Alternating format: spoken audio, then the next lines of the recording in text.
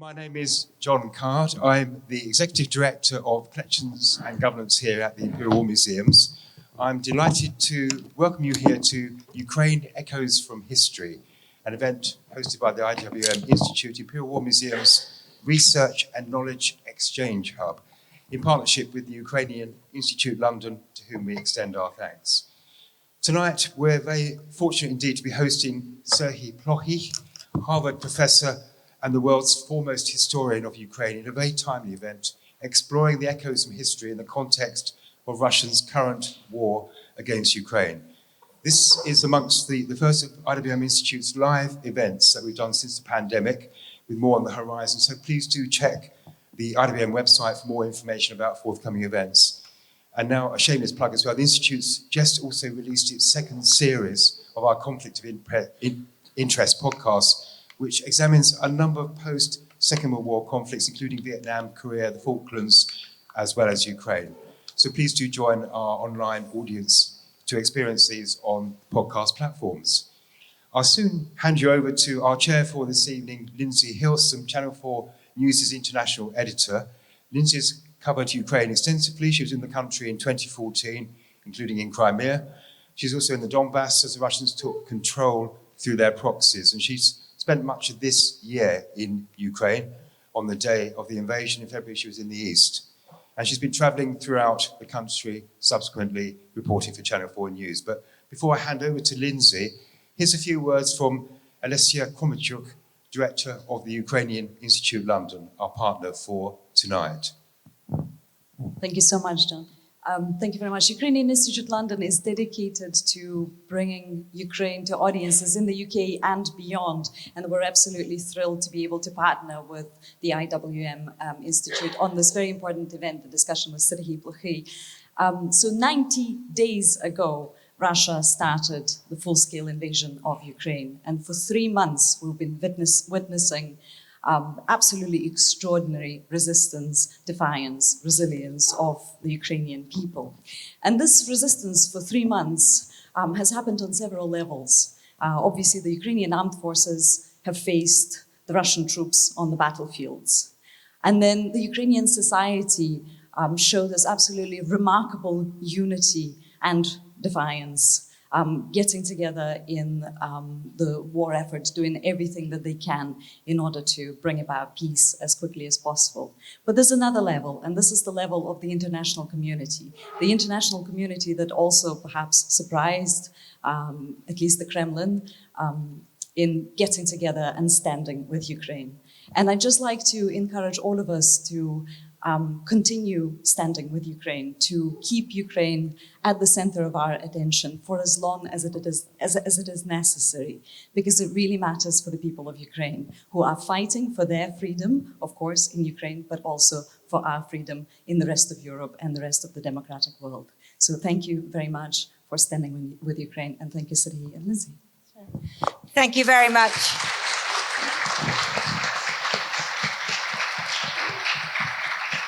Thank you, Olesia and John, and thank you all of you for coming here tonight. Serhii just noted as we walked up how tragic it is that this is the right place for this discussion, how tragic it is that war isn't part of history, that war is with us now, which I think is something certainly that no Ukrainian believed could happen at this time.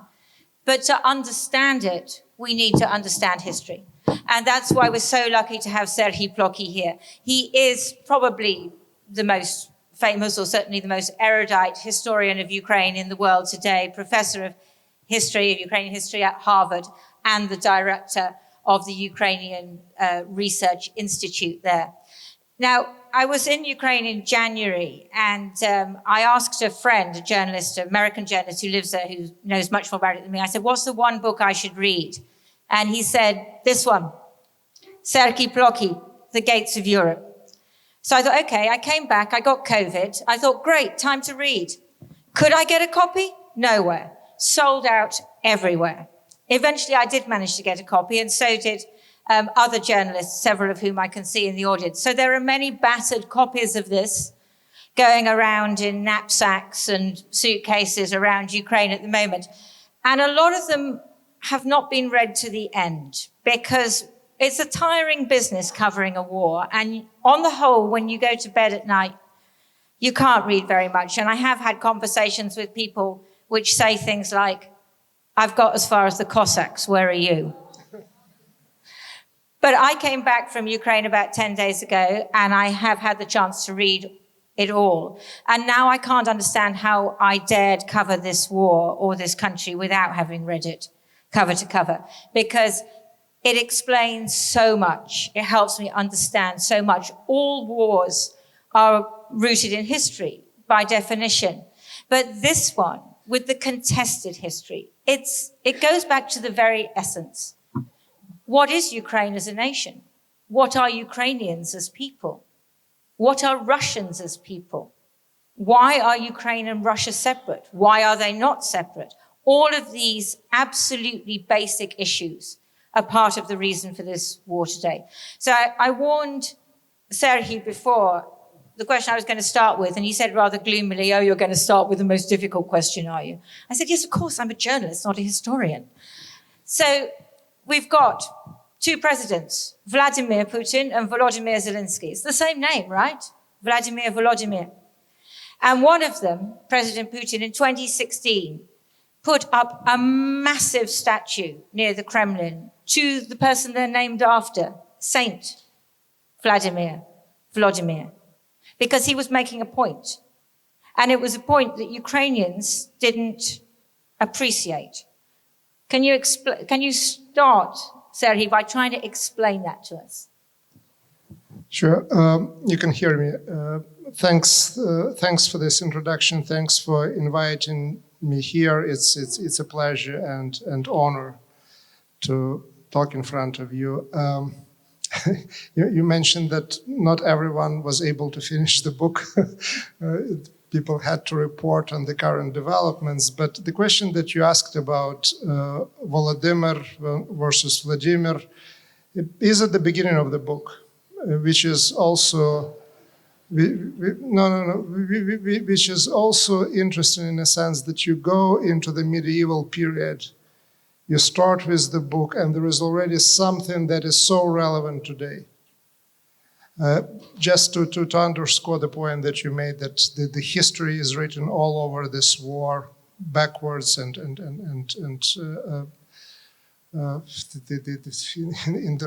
the regular way. So the moment that you just described is the moment of the opening of the monument, the tallest statue in downtown Moscow is dedicated to the prince that never been in Moscow because Moscow was not there when he was ruling. He was the Prince of Kiev. So the war, the annexation of the Crimea starts in 2014. 2015, the statue is being built. And the foundation of that statue is stone that was bought from the annexed Crimea by Russia. And the monument is to a Kievan prince. What can be more weird than that? And this is certainly a claim for the Kievan heritage. And it's exclusive claim by Moscow at the expense of Kiev. You mentioned that Ukrainians didn't expect this war to happen, and indeed when almost the entire world was saying, okay, probably it is coming, the Ukrainians, at least publicly, including the President Volodymyr Zelensky, were saying that, okay, stop worrying or stop scaring us, it is not happening. And partially that was because the histories of Ukraine and Russia, they're different, but they're intertwined. And that was at least one of the reasons, one of the foundations of this belief. But the question is how you read the history. Where do you stop? What pages you skip? And what frame you use for that. And it turned out that the Russians, at least when it comes to the people who made those decisions, and that's in particular President Putin and people around him, And the Ukrainians, the entire society, they read their history very differently. And if for Putin, the history of Russia is the history of the empire, and it's only the imperial nations that have the right to exist, he claimed to, or said to President Bush at some point, George W. Bush, the younger. Well, Ukraine, it's not even a nation, it didn't exist. They come, part of it is Central Europe, and part of that comes from the Russian Empire. When Ukrainians look at their history and history of relations with Russia very differently. For them, it's a history of a nation that was there, that came into existence in opposition to empires, in opposition to different states. And this historical roots you can see now right there on the screens of your TV, the reportages and the reporting that you are doing and your colleagues are doing. I think, and that makes it even more relevant, doesn't it, that we're in the Imperial War Museum, because I think that is such an important point, that this for Ukrainians is an anti-colonial war, isn't it? It is. I basically was thinking about that, about the irony yes. of the situation. It is a very much an anti-imperial war, because the immediate roots, again, the deeper roots, especially in interpretation, reinterpretation of history, can go to the medieval period. But the immediate roots are really in the fall of the Soviet Union and how that happened. And the Soviet Union fell, if you think that it fell because of the Pope John Paul II, or because the prices fell when Gorbachev came to power, there were economic reasons or whatever, there is truth in all of them, of that. But the actual fall of the Soviet Union happened on the issue of Ukraine. Ukrainians on December 1st, 1991, more than 92% of them, voted for independence.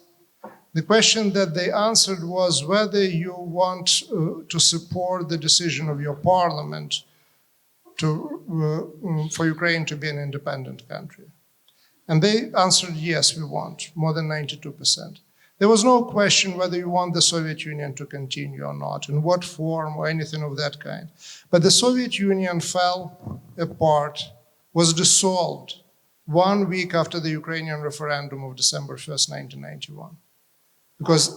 And there was no referendum of that kind at that time in any other republic of the Soviet Union. So Ukrainians decided for themselves, and by doing that, decided for the majority of the population of the Soviet Union that the Soviet Union is not continuing anymore. So any attempt of rebuilding, whatever it is, the Soviet Union 2 or 3, or some form of the Russian control over that space, is really depends on Ukraine. And the reason why it depends on Ukraine, because Ukraine happened to be the second largest republic in the Soviet Union in terms of its economic potential, in terms of the population. And not less important, it happened to be the second Slavic republic and Eastern Christian, predominantly Orthodox. And Yeltsin explained to President Bush, now older Bush, H.W. Bush, that without Ukraine, Russia would be outnumbered and outvoted by the Muslim republics, he was saying. So there was this kind of a cultural component there, and cultural thinking and significance that was not lost on Yeltsin, and was certainly interpreted in a very particular way by And that goes way back as well. By the way, I failed in my fundamental thing as a chair. I was supposed to explain the format at the beginning, and I forgot because I was so keen to ask my question, which is that I'm going to ask questions for a bit, and then you will also have the chance, of course, to ask questions too. You talk about the Soviet Union, and we talked about the Russian Empire, and I think that when we think about the end of the Soviet Union, I think that we in Britain sort of saw that as about a rejection of communism, rather than an assertion of a nationalism or or a rejection of empire.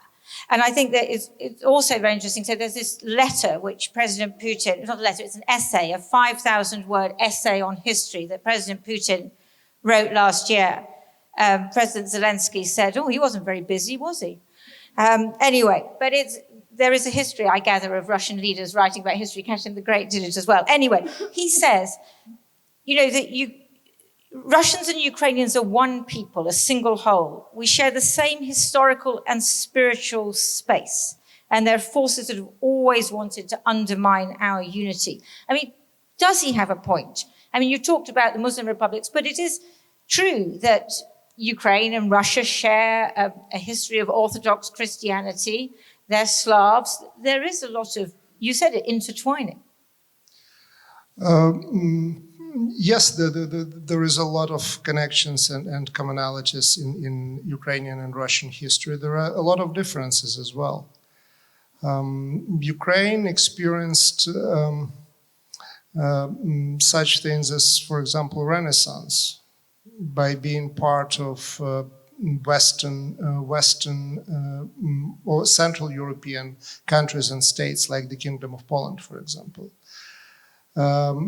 Ukraine went through Reformation and Counter-Reformation that resulted in the creation of a quite unique church, known as Ukrainian Catholic or Ukrainian Greek Catholic Church, a combination of East and West.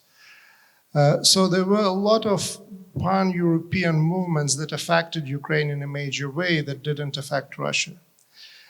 But going back to Mr. Putin's statement, what he means by saying that Russians and Ukrainians are one and the same people, he doesn't mean that Russians are really Ukrainians, right? So it's kind of one-way sort of an argument. And where that way leads, it leads to the statement that Ukrainians don't exist as a separate group. They're really Russians. And they have to be liberated from, what, Nazis, right? Yep, no. Led by Nazis, the West, all sorts of things. Led by Volodymyr Zelensky and so on and so forth. It is about the denial of the entire group of people to have their own identity, to exist. And it goes back to really imperial models and imperial cliches, because again, let's put it, as a historian, Mr. Putin is not very original. So these ideas come from the imperial cachet of ideas, and they start in the mid-19th century. I'm not going to give a lecture. I quite like the mid-19th century. I was quite keen to go back to the medieval period, but I know that the organisers want us to whiz on to World War II, but I'm very happy in the 19th century. Because I want to also ask about the idea of modern Ukraine, because that's really important too, isn't it? Exactly. It is all about the 19th century. So the idea of modern Ukraine is like the idea of almost every other Central European or East European country. It's a Herderian ideas about language, right? Language, and you go and you find where people speak the same language or dialects that are close and put them on the map. And then you see the rise of the nationalism, liberal nationalism in particular. So it's a Czech story, it's a Slovak story, it's to a degree a German story. So Central and Eastern Europe, and it's a Ukrainian story as well. Once you start thinking in those terms, then somehow the empire is in trouble. Right? Because these borders of the languages and cultures, they don't coincide with the borders of empires. And empire tries to adjust.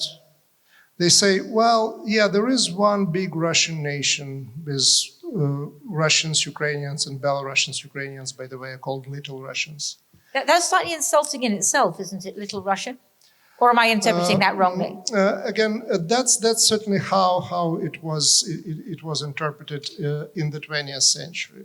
earlier, before that, it was less clear. It was the idea that there were different religious jurisdictions. But in the age of nationalism, 19th, 20th century, yeah, it was considered to be the way of almost insulting to the Ukrainians.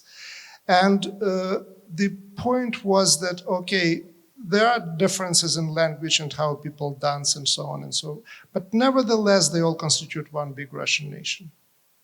And that's where Vladimir Putin is coming from. That was the dogma all the way up until 1917 in the Russian Empire.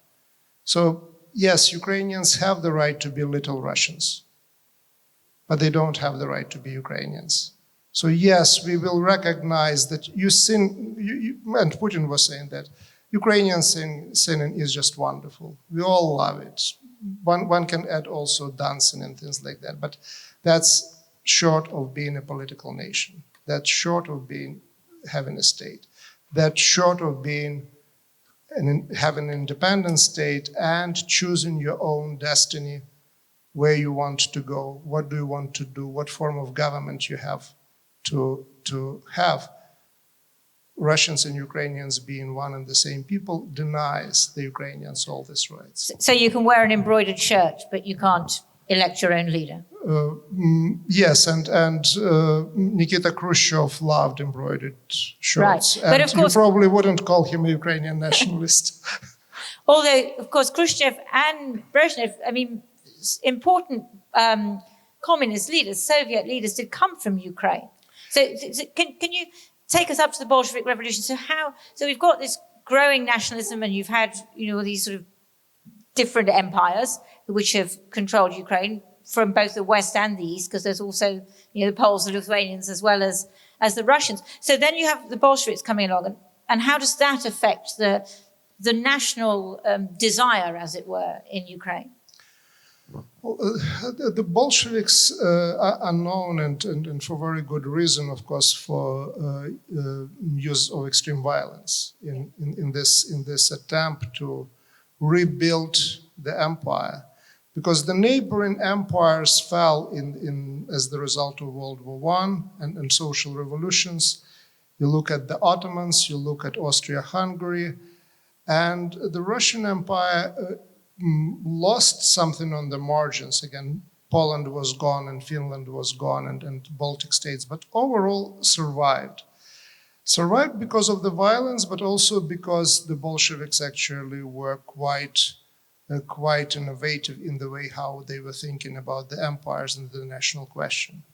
The idea was that they were trying, not being able to defeat this national revival in Ukraine and in other republics.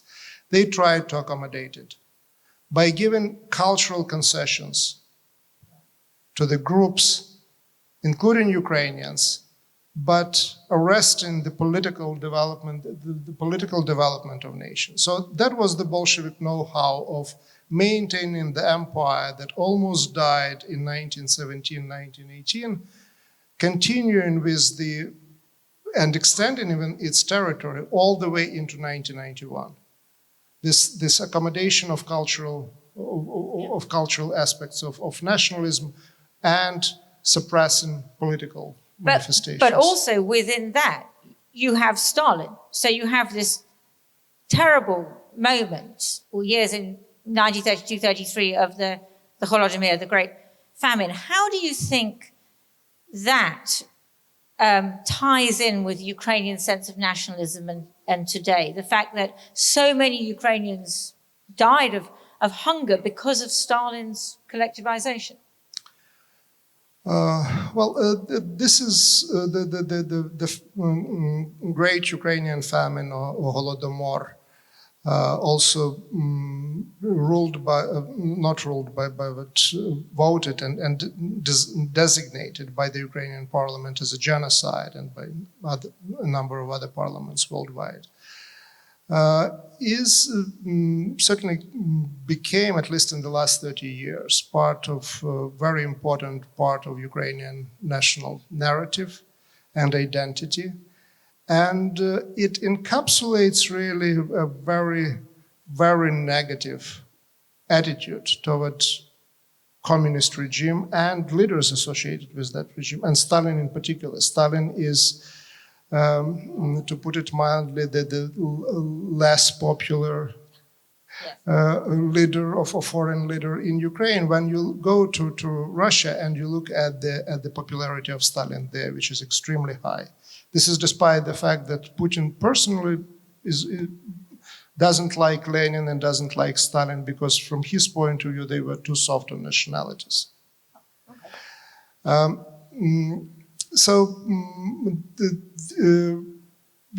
Ukrainian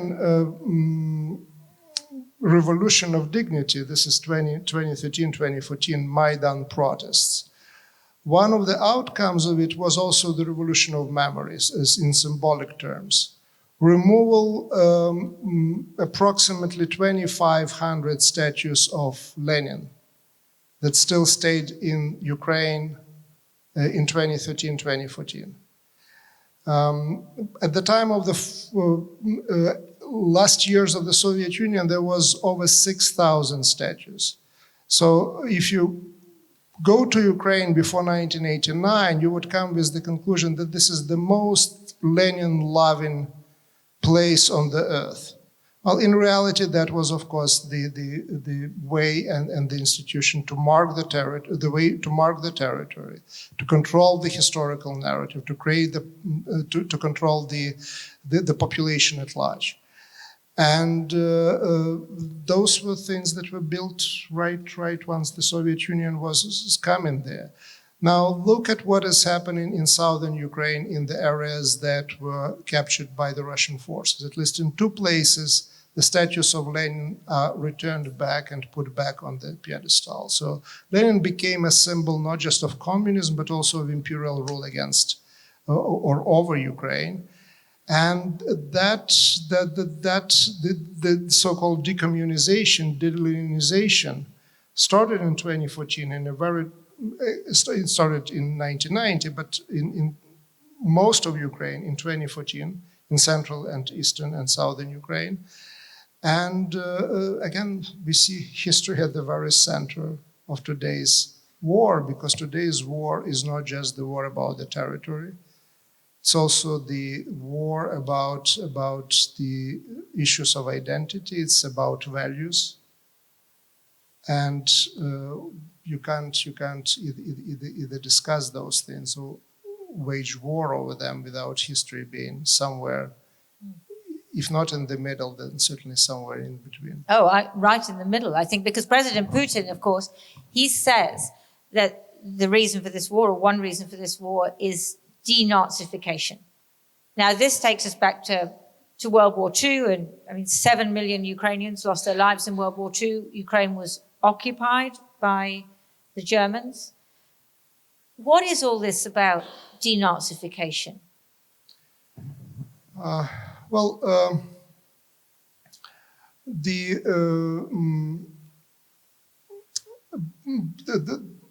Putin really, again, I was talking about not being the most original historian out there. He borrows certain myths, metaphors that had been used by the Soviet Union since World War II. So denazification, demilitarization, this directly comes from the policies toward the Nazi Germany, right? So just one-to-one, you just open the textbook about World War II, lift it, and use it now. And use because partially it resonates so well with the population for which the myth, the heroic myth of the Great Patriotic War, the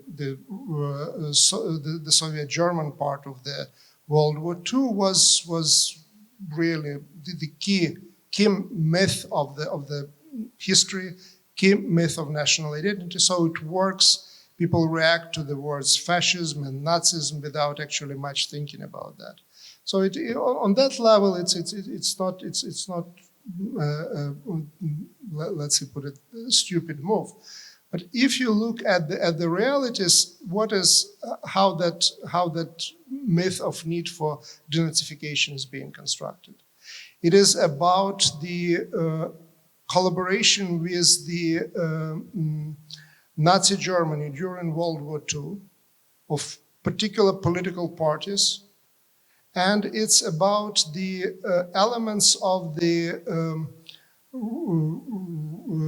far right and radical ideas in the foundations of one of the detachments of Ukrainian army today, Azov. The Azov battalion, who have been defending Azov Mariupol. battalion, which actually it's being used and reused again and again when there is no Azov battalion anymore. There is an Azov regiment led by different people who are, by the way, showed to be the absolute heroes. Sure, but take us back a little bit, because is there... So what Putin says is that there is a Nazi element in Ukraine, and he says that the word which is used is Banderites. This is Stepan Bandera, who, well, explain to us, who was Stepan Bandera? Because he is still seen as a hero by some Ukrainians, isn't he? Stepan Bandera was a leader of the radical nationalist organization and underground in Western Ukraine under Polish control at that time. He became a name, a symbol that was attached to the fighters of the Ukrainian insurgent army. What year are we talking about here? This is a very important question, because Bandera was arrested by the Nazis in 1941 and put into one of the concentration camps. But hang on, he was with the Nazis.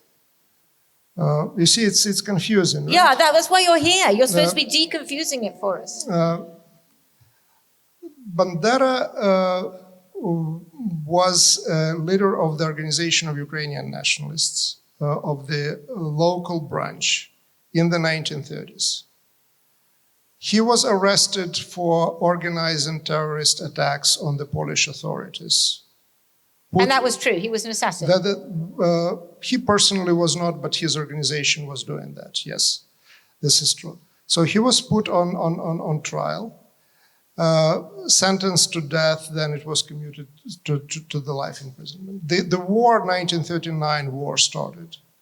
There is a chaos in the Polish prisons, so he leads a branch of the organization that makes a deal with the Germany to create independent Ukraine if Germany takes over the Soviet Union.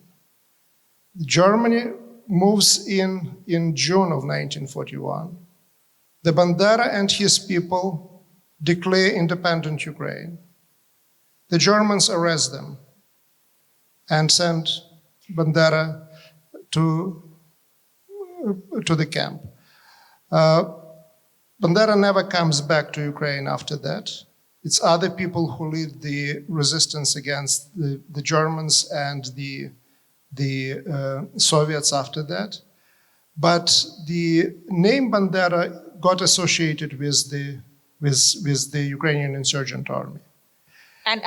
Which is in itself kind of a part of a mythology, any way you look at that, from the Soviet nationalists or something like that. The person was not there, but the name has been there, and he became a symbol of that liberation. And as a symbol, he was actually assassinated in 1957 in Munich by the KGB assassin who then fled to the West, was put on trial, confessed for all those killings. Bandera... It is all in the book. I know it's all in the book. I know it's all in the book, but they haven't all read the book yet. They're all going to buy it at the end, and you're going to sign it, and then they will all have read the book. But they haven't as yet, not all of them. Okay. But would you regard Bandera and his followers as anti-Semites? Because that's certainly an allegation that's made against them, and they did cooperate with the Nazis. Well, I would say that there were elements there that certainly were anti-Semites. Whether I can say that the entire organization, that was their kind of a item of belief, I would still... I would doubt that. I still has to see any proof of that. But that there were elements, yes. Why do you think Bandera has become so important for both sides? Because I did see Bandera flags in Ukraine with the orange and the black, and obviously Putin. It's red and black, yes. Red and black, yeah. Red and black, And you do see it, and you do hear his name, and yet he is obviously a very dubious character. So why do you think he's become such a symbol for both the Russians and the Ukrainians? Well, one explanation is not because of the alleged anti-Semitism, right? So a person can't be celebrated for that in the country that is led by the Jewish president who was elected with 73% of support, now has 90% of support, the Jewish Minister of Defense, and before that, 2 Jewish prime ministers, and name me other country apart from Israel, where there were so many people of Jewish background in the government. So it's about something else. We agree on that. So the question is then, what is something else? And something else is that whatever happened to Bandera, whether he was there or he wasn't in 41 or 43, he became a symbol. He became a symbol of the Ukrainian struggle for independence. And as such symbol, he is being actually in demand since the start of Russo-Ukrainian war, since 2014. And the more fierce the fight, the more there is a demand for symbols, heroic symbols, and the symbols, and it goes beyond Bandera, of course. The Cossacks are extremely important in all that story and so on and so forth. The demand for the symbols of the struggle for independence, resilience. And when you think about the Ukrainian insurgent army and resilience, so May 1945, the red banner is over Reichstag. The Allies can't agree on one day of the end of the war, so it's May 8th, May 9th, so the Cold War is already there. But beyond that, it's not about the days of May. Think about now 2 years from 45, 3 years, 5 years, 6 years, early 50s. The Ukrainian insurgent army is still fighting in the early 1950s. Within the borders of the Soviet Union, the country that won in the Second World War. So if you are looking for the examples of resilience, here is one of them. And that's the popularity of Bandera, not his outdated by today, the radical nationalist views, not anti-Semitic ideas that were part of probably their organization. It's about just one specific issue. It's independence of Ukraine. And when we move on through the Cold War and through the Soviet period, what happens to Ukrainian nationalism then, or Ukrainian sense of self, of identity? Because they are now part of this new Russian empire, as it were. So what happens to those ideas?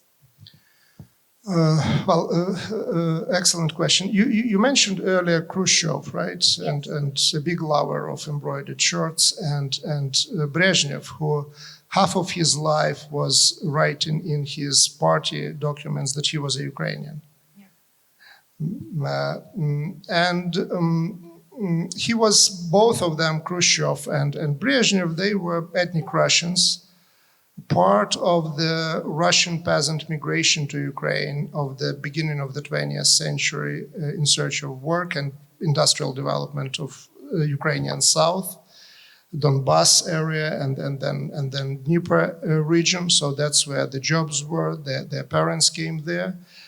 But what happened at the end, and Brezhnev's biography and his association with Ukraine and Ukrainians on that level, at least formal level, says you that what you see in Ukraine is the rise of this identity that is not necessarily linked only in ethnicity or is not linked just in language, because good half of the country speaks Russian, especially in the big industrial cities.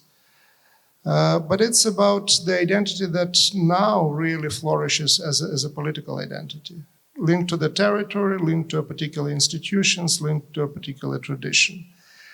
There are two different models of Ukrainian identity that compete in the 20th century and move in the 21st.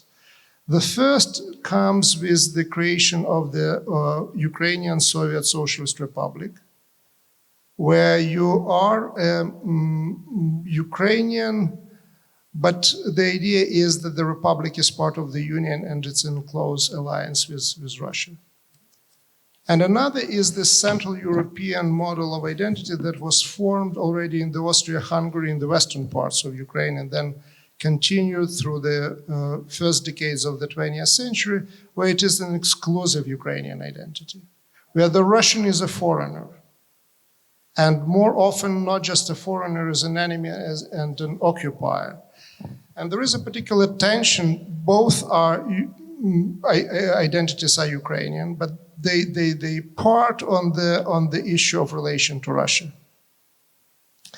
And what we see today, or at least started seeing since 2014, and certainly now and today, we see that this Ukrainian identity about imagining yourself as a Ukrainian with some form of relationship and some form of, if not alliance, then again, relationship with Russia is being just crushed, bombed, and destroyed with every single missile, with every single bomb that goes to the cities like Mariupol, Severodonetsk now, Kharkiv, the second largest Ukrainian city and almost exclusively Russian-speaking.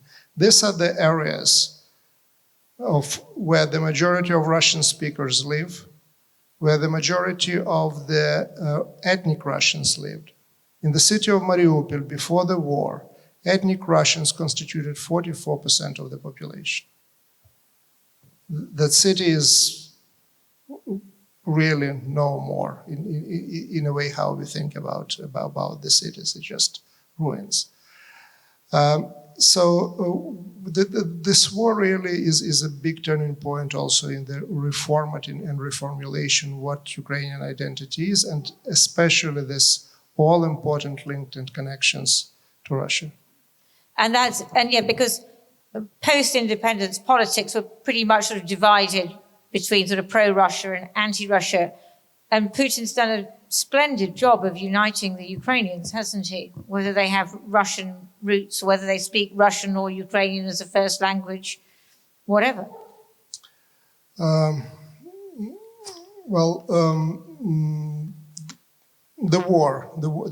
war certainly is doing that.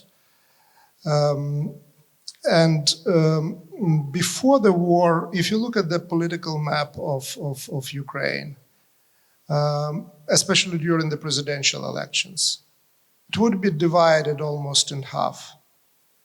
And then there would be what in the US are known as battle states, so the areas in the center that would go either one way or another, and they would decide whether it's the quote-unquote pro-European president is selected or elected or is pro-Russian. The start of the war in 2014 redraws this map dramatically.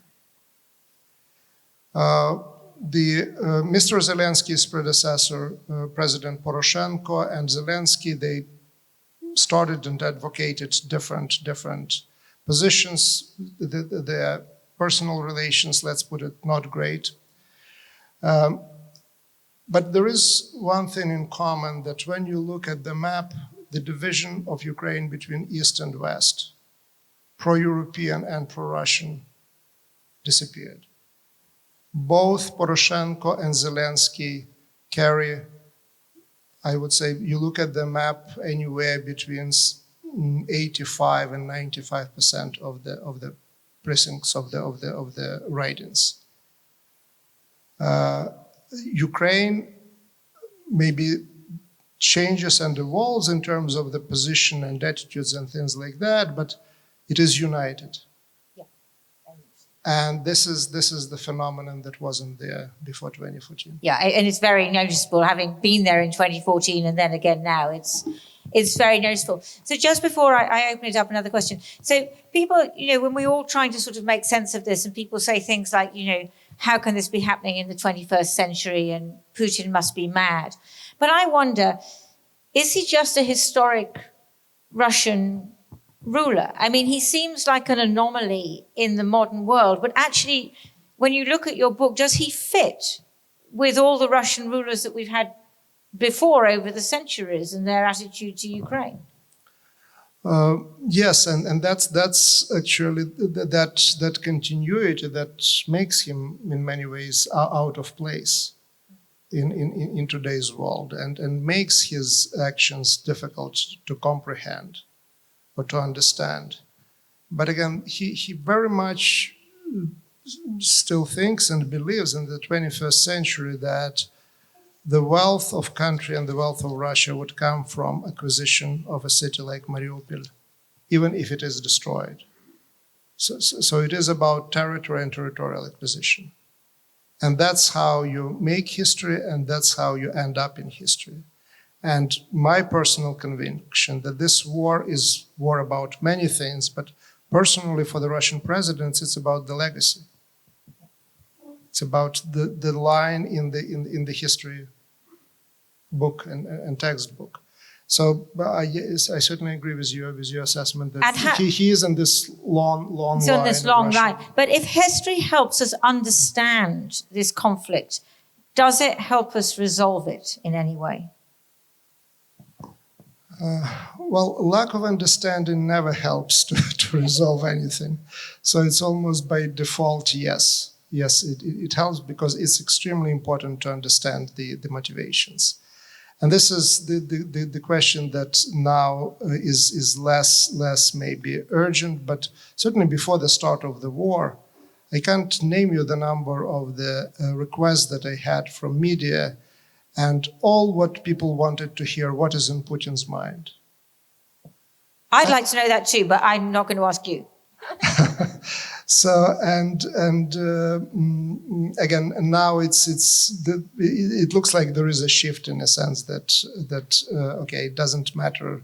We have to stop the war. We have to defeat the aggressor. We have to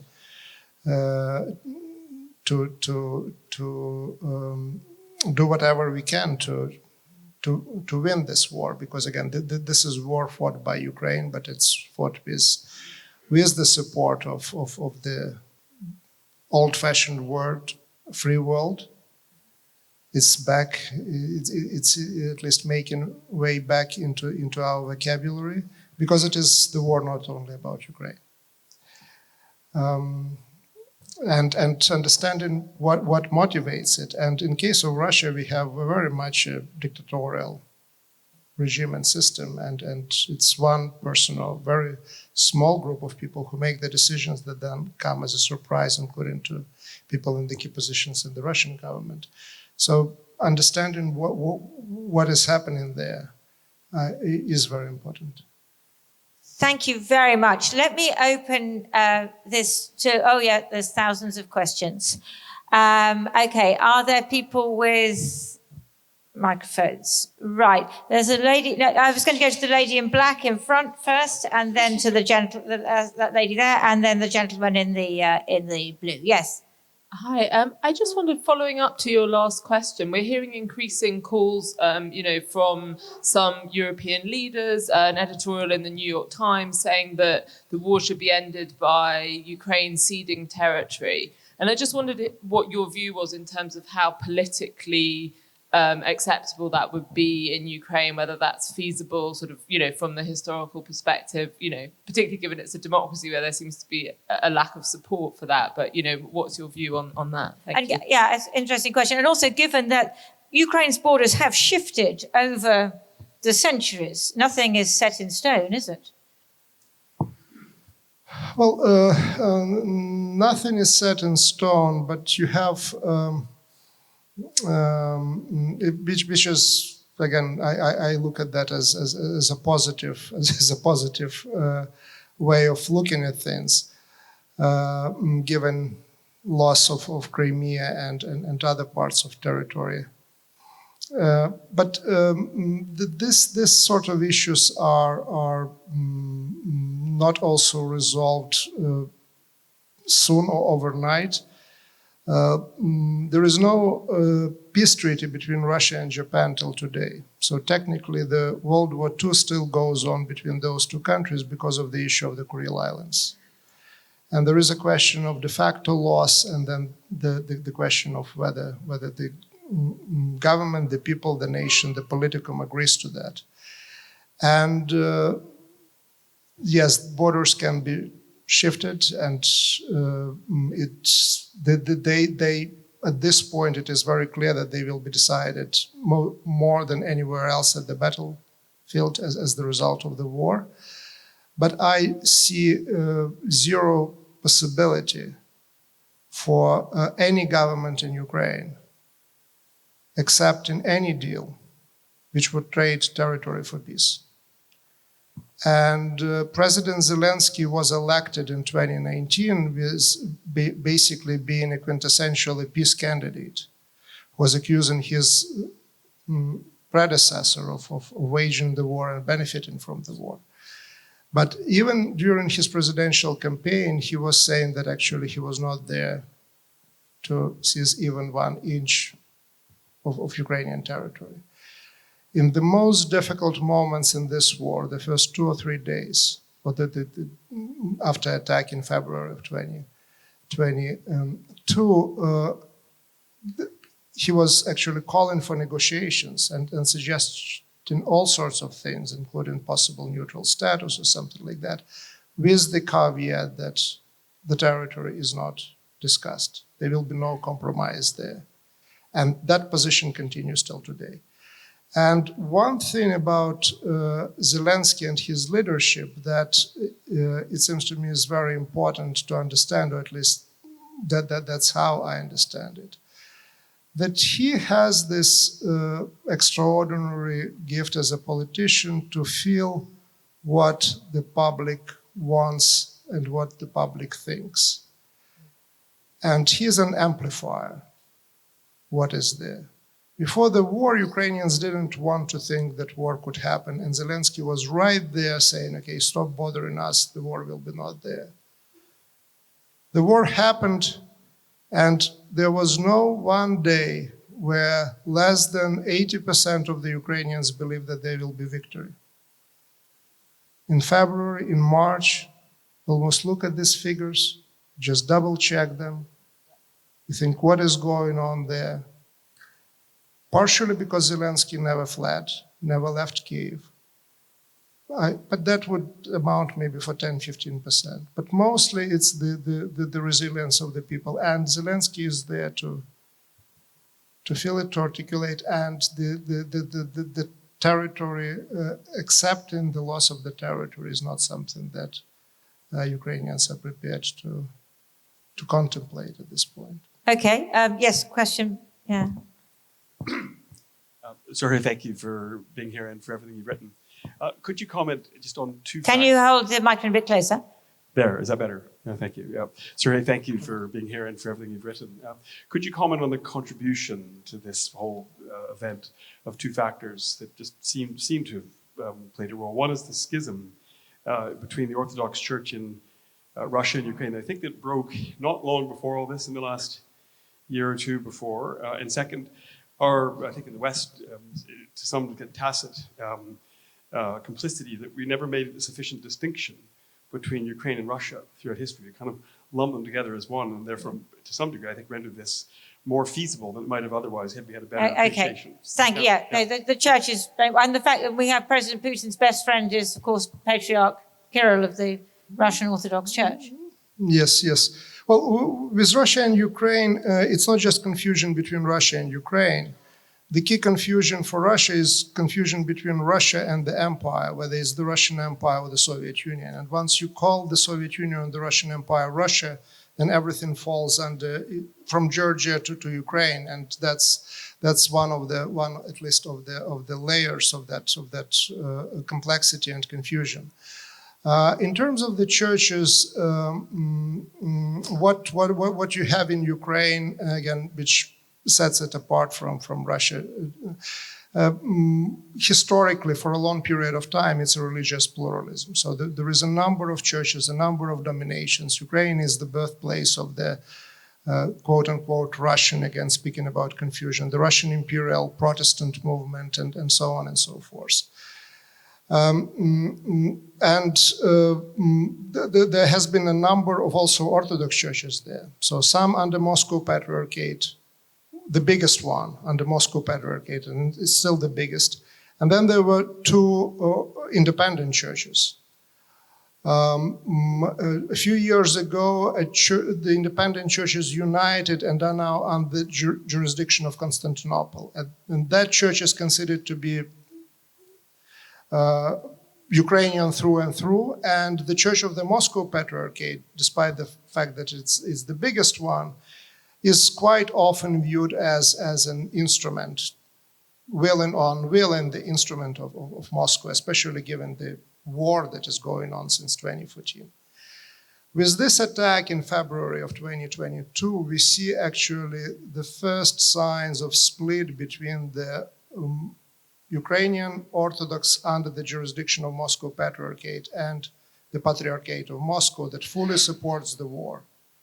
The leader of that Ukrainian church, Metropolitan Onufry, who was viewed as allegedly pro-Russian, issued a statement in which he all but accused Putin of the sin of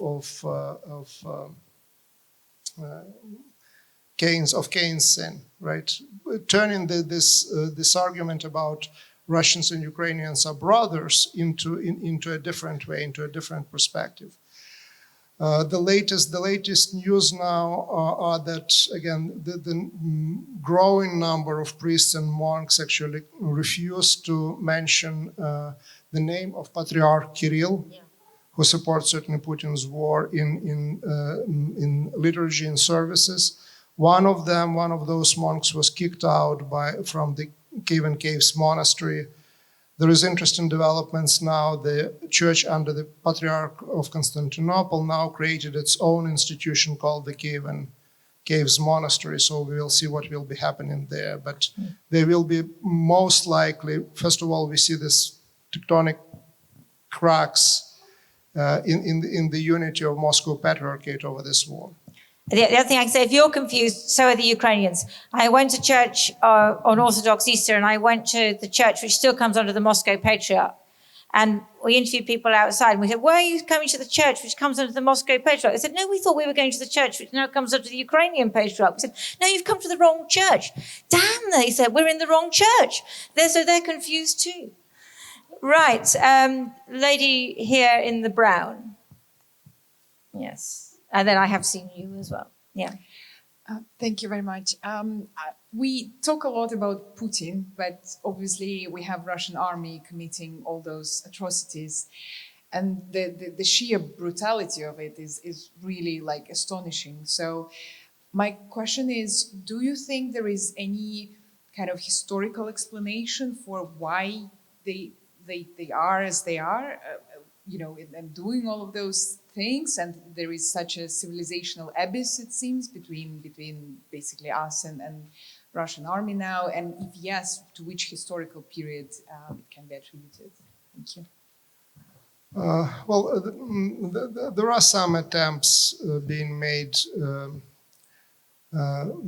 arguing, okay, it's not really the ethnic Russians who are doing that, but allegedly Buryats and others who are being recruited into the Russian army. I don't buy that argument. I personally was shocked, certainly like most of people seeing what is happening, and also surprised in a sense of how familiar the whole story, the whole picture was to the to the victorious march of the Red Army through Eastern Europe and Germany. From rape to this marauding gangs and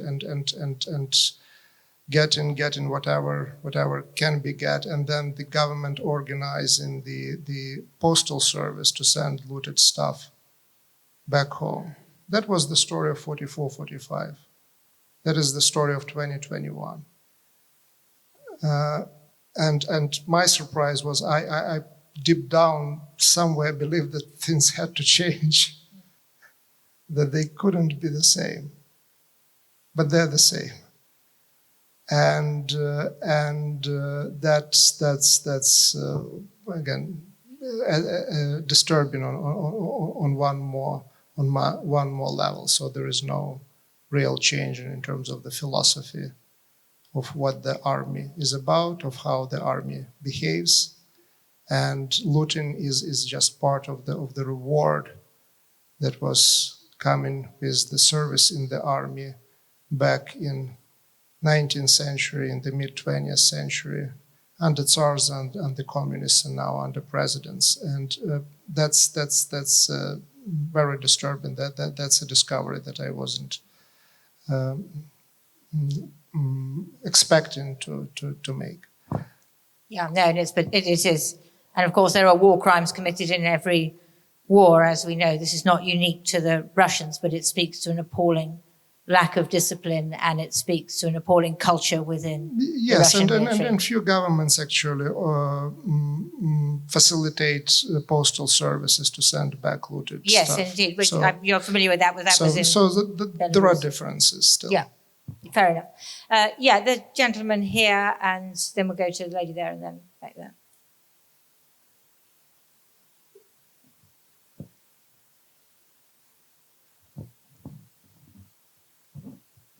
Oh, thank you. What does your reading of history tell you about momentum towards World War III? Oh dear.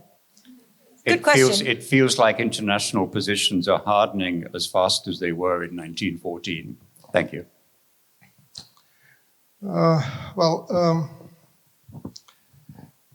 My reading of history says me that there is a lot of parallels that can be drawn between today and the 1930s in particular. From the impact of Great Depression and Great Recession to the rise of populism and authoritarian tendencies globally all over the world, to the use of ethnic minorities to redraw borders. Comparison between Crimea and Anschluss had been made again and again, to the rise of the ideologies that deny the right of particular nations or groups to exist. I don't think we saw things like that after 1930s up until recent few years. So it is very disturbing. Where there is again, I try to be optimistic, right? And the only place in history where I see some optimism, in a sense that it doesn't have to end the way how it ended in 1939. It's a very strange place and very counterintuitive. It's called Cold War. And the Cold War was about bipolar world, but it was also about the absence of the global war. And one of the explanations of why there was no global war was nuclear weapons, because it was considered to be suicidal to start a global war, because it would turn into the nuclear war, and there is no way to stop the nuclear war. We have now a more cavalier attitude toward nuclear. There is talk about tactical nuclear weapons, and allegedly it will not turn into the global one. But if I would point to one factor that is different from the 1930s, it's certainly the presence of nuclear weapons, and it's the possibility of the nuclear annihilation, which is a strange way to look for some optimism. But I really hope that this fear of annihilation, that it will help to save us from the start of the new war. Before I go, I'm going to take a couple more questions. We're about to finish, but one thing Serhii has pointed out is I've utterly failed to mention his new book, Atoms and Ashes, and you're talking about nuclear. Maybe think about it. It's about the different nuclear disasters that there have been, and Chernobyl obviously is a major thing. And that's also an important part of Ukrainian nationalism and anti-Russian feeling, isn't it? Can you just tell us a little bit about that, about the significance of Chernobyl? Yes, I mentioned that the Soviet Union fell apart on the issue of Ukraine and Ukrainian vote for independence. And the Ukrainian mobilization that eventually led to independence started with the event that normally is not associated very much with any political change, especially of that kind, and this is the Chernobyl catastrophe. It's the part of the story, political part of the story that I describe also in my book on Chernobyl, which is of course not covered by HBO Sky miniseries. And it's about Ukrainian start going to the streets demanding truth from their government. It was the truth about Chernobyl, the truth about the level of contamination. Show us the map. Tell us what the real situation looks like. And once the government, so the real mismanagement by the Soviet government of Chernobyl was not so much the accident itself, which was, of course, mismanaged, but mismanagement then of the information and access to the information, and trying to keep people, including people in the proximity of the accident, the Ukrainians in particular, away from the reliable information on what was going on and what happened there. Out of that came the organization that was called Ruch, the Movement for Independence, and out of Ruch came the Ukrainian independence. So not to say that the Soviet Union would be still there if there would be no Chernobyl, but the way how the Soviet Union fell, the role of Ukraine in that process would be difficult to understand without Chernobyl. And now we are in a unfortunately opened a new very dangerous page in our relationship with nuclear, with the war being waged on the territory of the Zaporizhzhia nuclear power plant. The reactors being shelled, the station being shelled, one of the buildings caught fire. We are absolutely unprepared for that. For that new type of nuclear terrorism, nuclear warfare. No single reactor out of 440 reactors that exist today in the world has been designed to withstand the warfare on the ground.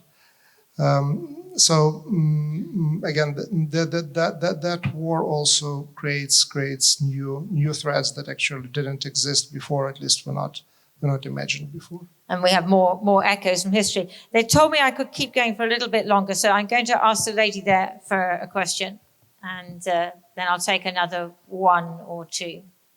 Yeah. Thank you. Jute. Could you hold the microphone much closer to you? I'm holding it very close.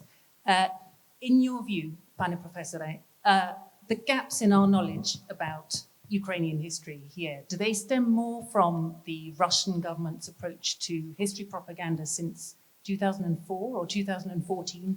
Or do you think they have longer term roots? What would you ascribe them to?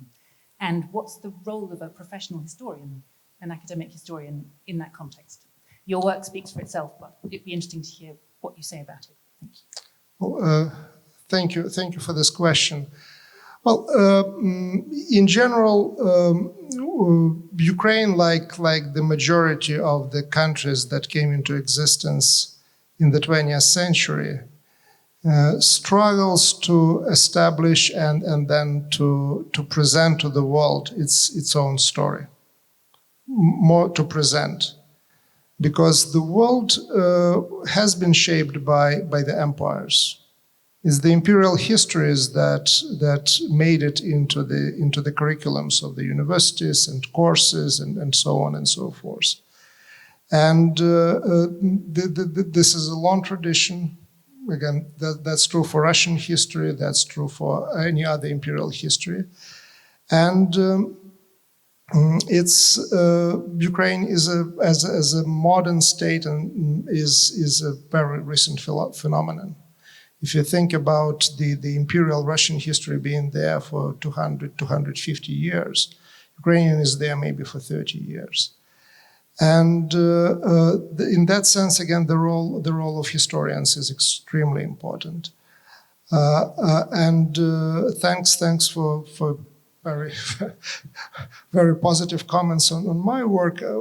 I and my generation, we of course stand on the shoulders of many generations of historians. My chair at Harvard of Ukrainian history, yes, there is chair of Ukrainian history at Harvard, is named after Mikhailo Hrushevsky, who was the first leader of Ukrainian independent state, but he was also the creator of the Ukrainian historical national narrative. And his work was, very important work, was translated into English. In Canada, I understand, with some support of Ukrainian community here in UK. It's 10-volume work. So Hrushevsky started this war, this battle, already at the end of the 19th century, the beginning of the 20th century. He was a professor of history at the University of Lviv, then Lemberg. He published an article that was called about the normal scheme of the Russian history, where he claimed the Russian imperial narrative. But what is happening today, and what is very important, is that today the world is prepared to listen. And the books appear, and there are readers. Not everyone ends the book. But the fact that there are so many who actually are willing to start reading it, it is extremely encouraging. And I want to thank really you for coming here, for your questions, and for this wonderful discussion. Thank you. Thank you very much, Serhii. No more questions, I'm afraid. But what I will say is that Serhii will be at the back signing both of these books. And I think that was a good moment to end on. And I think that if this evening has taught us anything, it's not just the importance of history, it's the importance of the interpretation of history and the history of history, how history changes and how people use and abuse history.